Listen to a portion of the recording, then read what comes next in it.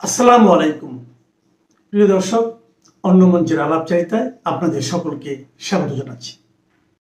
নমস্কার, আমি তরুণ ঘোষ।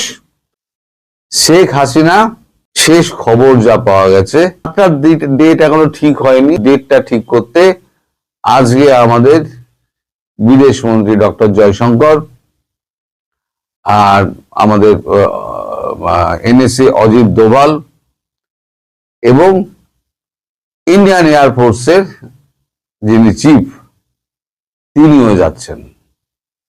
তার কারণ হচ্ছে তিনি হয়তো আমাদের প্রধানমন্ত্রী মোদির ইচ্ছে, প্রধানমন্ত্রী Sheikh Hasina C-130 globe master বিমানে উনি যান, পৃথিবীকে বুঝিয়ে দেওয়া যে শেখ হাসিনা বাংলাদেশের শেখ হাসিনা প্রধানমন্ত্রী, তিনি ভারতবর্ষের কাছে কতটা গুরুত্বপূর্ণ সেটা বোঝানোর জন্য একটা C-130 গ্লোব মাস্টার তার জন্য বরাদ্দ করা, এটা আমাদের প্রধানমন্ত্রী নরেন্দ্র মোদীর ইচ্ছা। এখন সেখানে কিছু প্রোটোকলের ব্যাপার থাকে, কারণ C-130 গ্লোব মাস্টার এগুলো হচ্ছে ইন্ডিয়ান এয়ারফোর্সের বিমান। এখন একজন বিদেশি প্রাইম মিনিস্টার তিনি আমাদের ইন্ডিয়ান এয়ারফোর্সের বিমানে উঠতে পারেন কিনা সেই ব্যাপারটা নিয়ে একটা কূটনৈতিক জটিলতা থাকলেও থাকতে পারে, সেটা নিয়ে আলোচনা করছে। যদি না হয় C-130 গ্লোব মাস্টার, যদি না হয়, ওই যে কালো কালো বিশাল পেটোলা প্লেন গুলো দেখেন না, যেটা মাঝে মাঝে মোদিজি মাঝে মাঝে ঘুরে বেড়ান এদিকে ওদিকে। রিসেন্টলি উনি আসামের যে হাইওয়ে হয়েছে, হাইওয়ের উপরে তিনি C-130 গ্লোব মাস্টার ল্যান্ড করালেন, সেখান থেকে প্রধানমন্ত্রী মোদী নামলেন। এই গ্লোব মাস্টারের চালনা খরচা কিন্তু প্রচুর। তো যাই হোক, ভারতবর্ষের মোদীজি যে বিমান ব্যবহার করেন, যদি উনি গ্লোব মাস্টার ব্যবহার না করতে পারেন, সেক্ষেত্রে ভারতবর্ষের মোদীজির 4টে বোয়িং রয়েছে, 737, 4টে, সবকটাই কিন্তু একই রকম। এই যে উনি বিভিন্ন জায়গায় যান না, বিভিন্ন দেশে যান, আপনারা দেখেন যে একটা বিমান থেকে নরেন্দ্র মোদী নামছেন, আর একটা ব্যাকআপ বিমান কিন্তু তার পেছনে পেছনে ওড়ে, তার খবর কেউ রাখে না। ওটা ছিল ব্যাকআপ বিমান। সেটা হয় কি, যে ওর শহরে উনি যাচ্ছেন, ধরুন আমেরিকা ওয়াশিংটন ডিসিতে গেলেন, তাহলে একটা ব্যাকআপ বিমানটা গিয়ে নামবে ফ্লোরিডা বা টেক্সাস অন্য কোন এয়ারপোর্টে, সেখানে সে অপেক্ষা করবে। কারণ বিমান তো যান্ত্রিক ব্যাপার, কখনো গোলযোগ হতেই পারে, তাহলে প্রধানমন্ত্রী ফিরবেন কি করে? ব্যাকআপ বিমান। যদি সেক্ষেত্রে 4টে বিমানের থেকে একটা বিমান তাহলে শেখ হাসিনার জন্য বরাদ্দ হতে পারে, মানে তিনি হয় গ্লোব মাস্টারে যাবেন, C-130 গ্লোব মাস্টার, অথবা মোদিজি যে প্লেনে যান, যে রাজকীয় প্লেনে যান, সেই রাজকীয় প্লেন তাকে নিয়ে যাবে ফিনল্যান্ড, ফিনল্যান্ড থেকে ব্রিটেন হয়ে ভারতবর্ষ। এবার ভারতবর্ষ থেকে আবার এখন কাজকর্ম সেরে উনি যদি মনে করেন উনি ফ্রান্সে যাবেন, উনি জার্মানি যাবেন, উনি অস্ট্রেলিয়া যাবেন, উনি ব্রাজিল যাবেন, উনি রাশিয়া যাবেন, উনি চীন যাবেন, যেখানে যেতে চাইবেন সেখানেই উনি যাবেন, আবার ফিরে কিন্তু ভারতবর্ষেই আসবেন। কারণ আমি বলেছি, শেখ হাসিনা উনি ঘরে বন্দি থাকতে থাকতে ওনার একটা মানসিক চাপ তৈরি হয়েছে, ভারতবর্ষ তাকে চাপ মুক্ত করতে চাইছে। তার জন্য যা সিকিউরিটি ব্যবস্থা, যে সমস্ত ঠিকঠাক করার, এই সিকিউরিটি ব্যবস্থা ঠিকঠাক করার জন্য অজিত দোভাল যাচ্ছেন।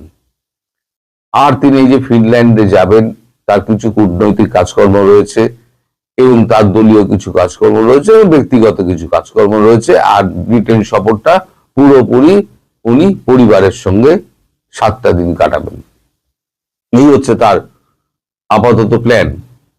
সেটা কবে যাবেন সেই মুহূর্ত ঠিক করার জন্য এবং আলাপ আলোচনার ভিত্তিতে আমাদের এই তিন মূর্তি ওখানে আজকে গিয়ে তার সঙ্গে দেখা টাকা করে একটা ডেট ফাইনাল করে, যেখানে ফিনল্যান্ডে গেলে ফিনল্যান্ড সরকারের সঙ্গে জয়শঙ্করজি কথা বলবেন, কথা বলে তাদের সঙ্গে ব্যবস্থা করবেন। এখান থেকে আমাদের এনএসএ যিনি যাচ্ছেন তিনি এবার ফিনল্যান্ডে লোক মানে আমাদের সিকিউরিটি এজেন্ট গুলো পাঠাবেন, তারা সমস্ত ঘর বাড়ি পরীক্ষা টরীক্ষা করে দেখে রেখে দেবেন কোথায় তিনি থাকবেন না থাকবেন, সেখানে সিকিউরিটি ব্যবস্থা করা। তার 4th লেয়ার সিকিউরিটি আছে, তার 4th লেয়ার সিকিউরিটির যে সমস্ত নিরাপত্তা ব্যবস্থা থাকে, ওই 4th লেয়ার সিকিউরিটির সমস্ত নিরাপত্তা তার জন্য মানে ব্যবস্থা করার জন্য এগুলো করা হচ্ছে। আমি 2-4 দিনের মধ্যেই আপনাদের জানিয়ে দেবো যে কবে উনি এখান থেকে উঠছেন, কোথায় কোথায় যাবেন এবং কবে উনি আবার ভারতবর্ষে ব্যাক করবেন, তার নিজস্ব কাজকর্ম সেরে আবার যখন উদ্দেশ্যে কোথাও যাওয়ার ইচ্ছা হবে তিনি চলে যাবেন। এই গেল শেখ হাসিনার প্রসঙ্গ। এইবারেতে হচ্ছে আর একটা প্রসঙ্গ, সেটা হচ্ছে আলী রিয়াজ। আলী রিয়াজ তিনি কোথায়?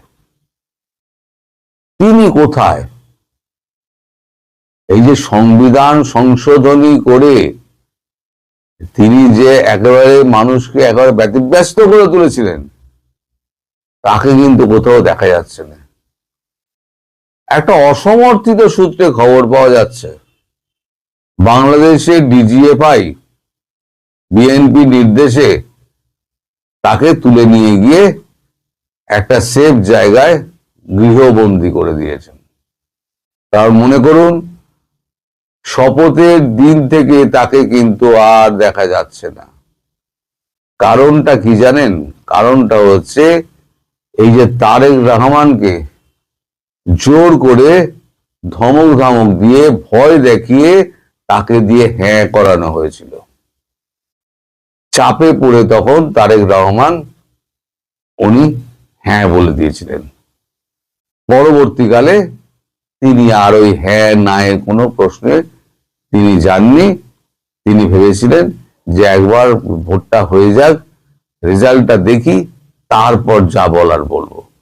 রেজাল্ট যখন দেখা গেল তিনি একদম ল্যান্ডস্লাইড ভোটে তিনি যখন জিতে গেলেন, আসলে আওয়ামী লীগের লোকেরা ভোট দিয়েছেন, প্রচুর পরিমাণে ভোট দিয়েছেন। এই আমাদের সারের হাত থেকে বাঁচার জন্য এইবার আওয়ামী লীগের পরিবারের যে ভোটটা পেয়েছে, নিজেদের যে কোর ভোট আছে সব ভোট নিয়ে একেবারে ল্যান্ডস্লাইডিং ভোটে উনি জিতে গেলেন। আর যত ইঞ্জিনিয়ারিং করে ওই যা সিট পাওয়ার সেটা হচ্ছে ওই জামাত পেয়েছে, আর এই ছেলে ছোকরা যেগুলো চ্যাংড়া ছিল সেগুলো ওই 2-4টে আর ল্যাঙ্গট প্যাঙ্গট পড়া 2-4টে পেয়েছে, বাকিগুলো সব হচ্ছে ছাগলের তৃতীয় সন্তান হয়ে গিয়েছে। এখন এই আলী রিয়াজ তিনি আছেন কোথায়? আমি প্রচুর এ ব্যাপারে খোঁজ খবর লাগাচ্ছি। আপনারাও একটুখানি আমায় যদি সাহায্য করেন তাহলে পরে আমি এই ব্যাপারে একটা ভিডিও করে সাধারণ মানুষকে আমি দেখাতে পারি। আরো কিছু প্রশ্ন আছে, যেগুলোর প্রশ্নগুলোর আমি জবাব দেব আজকে রাত্রিবেলাতে আজকে আমরা আবার একটা লাইভ করব, যেখানে আসাদ নূর থাকবেন, আমি থাকব, রাশেদ ভাই থাকবেন এবং সাব্বির থাকবেন, এই 4 জন। সেখানে আমি কিছু ব্রেকিং নিউজ দেব। সারের বর্তমান কি অবস্থা, তার রাষ্ট্রপতি হওয়া কি হচ্ছে আদৌ? যদি না হন তাহলে তার ভাগ্যে কি জুটছে? তিনি কি ফাঁসির দড়িতে ঝুলবেন নাকি তাকে সেফ এক্সিট দেওয়া হবে? যদি সেফ এক্সিট দেওয়া হয় তাহলে তিনি কোথায় যাবেন, তার সঙ্গে কোন দেশের যোগাযোগ হয়েছে, সেই দেশে কবে যাবেন এবং যমুনা কবে ছাড়বেন উনি? এমনি তো মনে মনে ভেঙে পড়েছেন, এখনো একটা উনি চেষ্টা চালিয়ে যাচ্ছেন রাষ্ট্রপতি হবেন। আমি এখন এই ব্যাপারে কিছু বলবো না। সেই ব্রেকিং নিউজ আমি আপনাদের দেব ঠিক রাত্রিবেলা। আমি টাইমটা এই কারণে বলতে পারছি না, কারণ একজন থাকে কানাডায়, একজন থাকে ফ্রান্সে, একজন থাকে বাংলাদেশে, আমি থাকি ভারতে। তারপরে তো আপনাদের এখন ঈদ চলছে, আপনাদের রোজা ফোজা চলছে, এই রোজা ফোজার মধ্যে খাওয়া দাওয়ার ব্যাপার ট্যাপার গুলো সেরে নিয়ে একেবারে নিশ্চিন্ত হয়ে বসা, ফলে সকলের সময়টাকে মিলিয়ে নিয়ে আমার মনে হয় 9টা 9:30 আগে বোধহয় আমরা করতে পারবো না। আপনারা একটু আমার চ্যানেলে চোখ রাখবেন, সেখানে গরম গরম খবর আমি আপনাদের প্রকাশ করব। আপাতত আমি এই দুটো খবর আপনাদের দিলাম, শেখ হাসিনার যাত্রা, ফিনল্যান্ড যাত্রা এবং ব্রিটেন যাত্রা, কলকাতা বা ভারতবর্ষে ফিরে আসা, কিসে করে যাচ্ছেন, কোথায় থাকবেন সে সমস্ত ব্যবস্থাপনা, এবং আলী রিয়াজ কোথায় সেই সম্পর্কিত আপনাদের জানান দিলাম। আপনাদের অকুণ্ঠ সমর্থন আমরা চাই, আরো বেশি সমর্থন করুন, কারণ বাংলাদেশে যে ক্ষতি হয়ে গিয়েছে সেই ক্ষতি একার পক্ষে সম্ভব নয় পূরণ করা। আমাদের সমবেতভাবে আপনাদের প্রত্যেকের সাপোর্ট চাই। প্রত্যেকে যদি আপনারা আমাদের পাশে এসে দাঁড়ান, তাহলে আমরা সারা পৃথিবীকে এক করে ফেলবো। এইটুকু আমাদের দম আছে যে এখন সোশ্যাল মিডিয়ার যুগ, আমরা সারা পৃথিবীকে এক করে ফেলবো। আমি ধীরে ধীরে বিদেশি যে সমস্ত আমার বন্ধু বান্ধব রয়েছেন, সে কিছু ইংরেজিতে কথা বলেন, কিছু এতে হিন্দিতে কথা বলেন, সারা পৃথিবী জুড়ে যারা রয়েছেন বিভিন্ন কাগজে, তাদেরও আমি এখানে লাইভে নিয়ে আসবো, নিয়ে এসে তাদের সম্প্রসার, তাদের সঙ্গেও কথা বলবো, এবং আমাদের যে কথাগুলো সেগুলো সমস্ত আওয়ামী লীগের কথাগুলো, আওয়ামী লীগের অত্যাচারের কথা, আওয়ামী লীগের ওপরে অত্যাচারের কথাগুলো আমরা তুলে ধরবো। সুতরাং আপনারা এই শো গুলো অবশ্যই করবেন। আমি একার কথা ভেবে যদি আমি করতাম, তাহলে আজকে আমি আর একটা ভিডিও করে দিতাম, কিন্তু তাহলে পরে ওই ভিডিওটার কোনো যৌক্তিকতা থাকবে না। ওই ভিডিওর লোকে দেখবে কেন? ব্রেকিং নিউজ যদি কিছু না থাকে, তাই আমি 2-3টে ব্রেকিং নিউজ আমি ওই নিউজের জন্য, ওই এটার জন্য, প্ল্যাটফর্মটার জন্য রাখলাম। আপনারা, আমি আশা করব আপনারা প্রত্যেকে ওই প্ল্যাটফর্মে যোগদান করবেন এবং পুনর্ভাবে বাংলাদেশকে পুনর্গঠনের জন্য আপনারা সবাই সমানভাবে হাতে হাত মিলিয়ে এগিয়ে আসবেন। এই আমাদের ঐকান্তিক প্রচেষ্টা, আমরা সেই প্রচেষ্টায় আপনাদের আমরা পাশে চাই।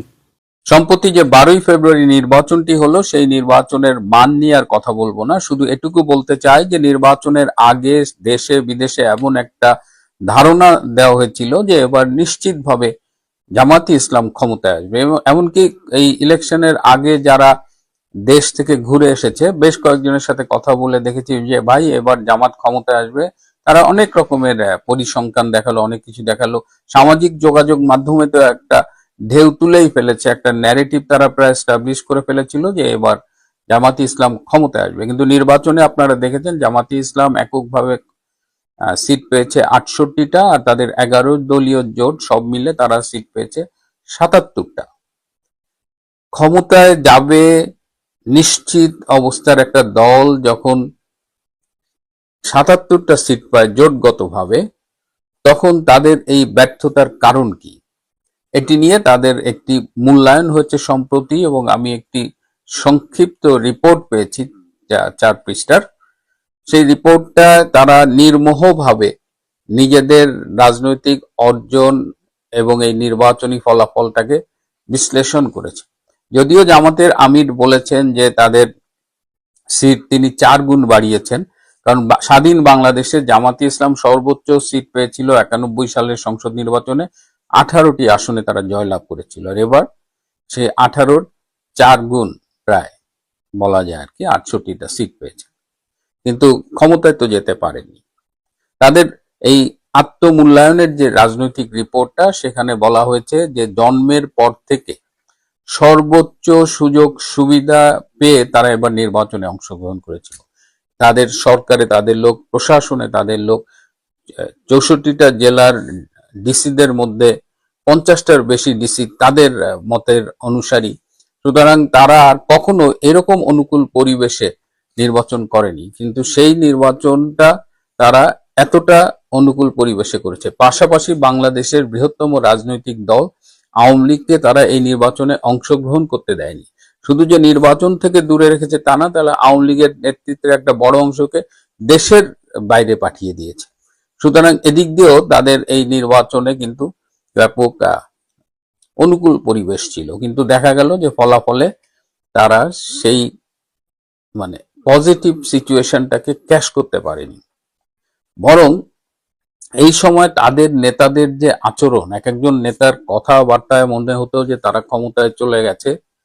তাদের বিশেষ করে তাদের যে ছাত্র শিবির আছে এবং তাদের যে অনুসারী আছে, তাদের যেসব কথাবার্তা, তাদের যেসব মুক্তিযুদ্ধের প্রশ্নে তাদের যেসব অবস্থান, তারা পাকিস্তানি সংস্কৃতি লালন পালন করেছে, কাওয়ালি অনুষ্ঠান করছে, কথায় কথায় ৭১কে অসম্মান করছে, এই সব মিলিয়ে দেশব্যাপী কিন্তু জামাত ইসলামের বিরুদ্ধে একটা ওপিনিয়ন ডেভেলপ করেছিল। এবং আমি আজকেই খবর পেলাম একজন ৬৫ বছরের একজন হিন্দু নারী, তিনি বললেন যে তার খুব কষ্ট হয়েছিল। তিনি আওয়ামী লীগের সমর্থক, তিনি জামাতের উত্থান ঠেকানোর জন্য তিনি ইচ্ছের বিরুদ্ধে ধানের শীষে ভোট দিয়েছেন। তো সারা দেশে জামাত তাদের আচরণের কারণে, তাদের ছাত্র সংগঠন, অন্য সব তাদের বিহেভিয়ার, তাদের বাংলাদেশের মুক্তিযুদ্ধের প্রশ্নে অবস্থান, সব মিলিয়ে পুরা জাতির একটা মেজরিটি অংশকে তারা কিন্তু তাদের এগেইনস্টে দাঁড় করিয়ে দিয়েছে, যার ফলাফলের রিফ্লেকশন কিন্তু এবারের এই নির্বাচনে হয়েছে এবং তারা তাদের কাঙ্ক্ষিত ফল লাভ করেনি।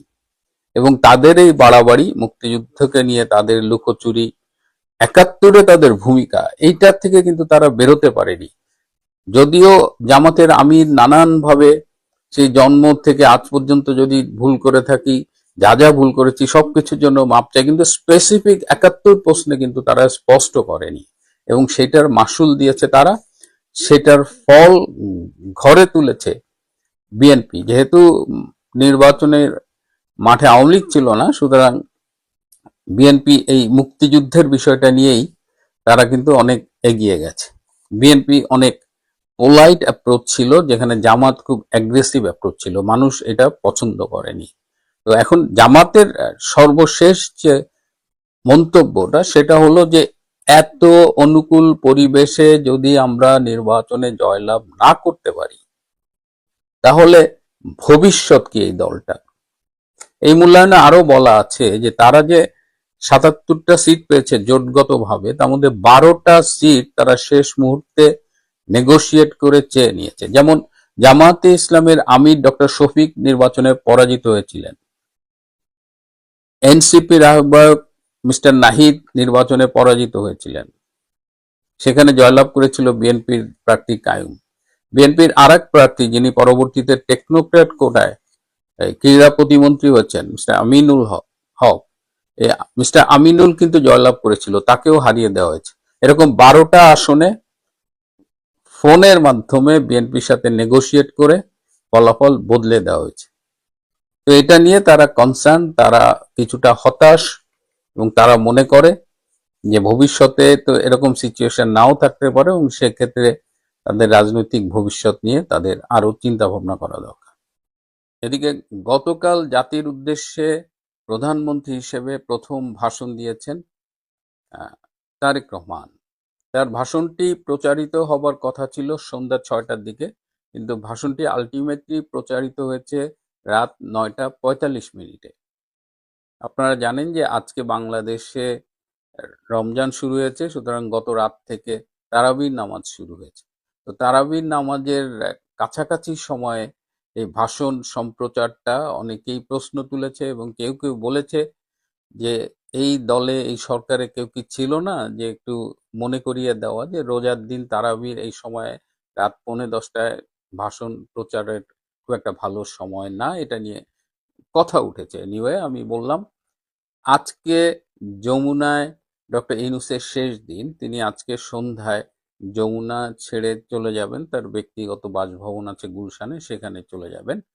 আমরা ইতিমধ্যেই দেখেছিলাম যে একটা ভিডিও ক্লিপ দেখায় বলা হচ্ছে যে ডক্টর ইউনূস একা একা একটা ট্রলি টানতে টানতে চলে যাচ্ছে। এটা একটা পুরনো ভিডিও ফুটেজ। ডক্টর ইউনূস এখনো বাংলাদেশে আছে। কাল থেকে যমুনা ঝাড়ফুঁক শুরু হবে এবং যতদূর খবর পেয়েছি তারেক রহমান শুরুতে যমুনাতেই উঠবেন। এদিকে আমাদের যে নবনির্বাচিত স্বরাষ্ট্রমন্ত্রী জনাব সালাউদ্দিন আহমেদ তিনি সচিবালয়ে গিয়ে তার দায়িত্ব কাজ শুরু করেছেন এবং তিনি বলেছেন যে দেশে মবের শাসন, যে মবের সন্ত্রাস, সেটা শেষ। এবং তিনি আরো বলেছেন যে 5ই আগস্ট সহ তারপরে যতগুলো মবের ঘটনা ঘটেছে সেগুলোর জন্য মামলা করা যেতে পারে।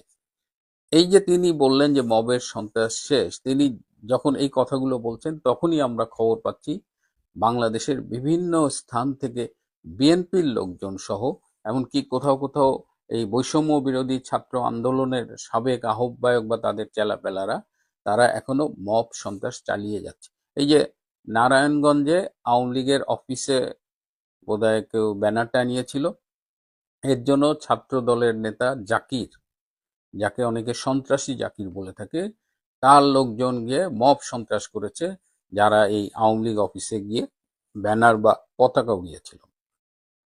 তো একদিকে মন্ত্রী হিসেবে আপনি যখন বলছেন যে দেশে মব সন্ত্রাস আর হবে না, ঠিক তখনই দেখছি যে আপনার দলের লোকজনই এবং এইসব করছে।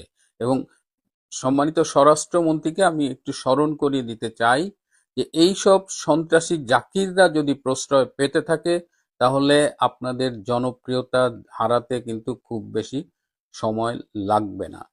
ক্ষমতার শুরুতে যেটা বলছিলাম যে হানিমুন পিরিয়ডে থাকে নেতাকর্মীরা, তারা ঠিক বুঝতে পারে না, কিন্তু এর মধ্য দিয়েই সময় খুব দ্রুত গড়িয়ে যায় এবং এইসব জাকিররা কিন্তু একটা দলের জন্য বোঝা হয়ে দাঁড়ায়।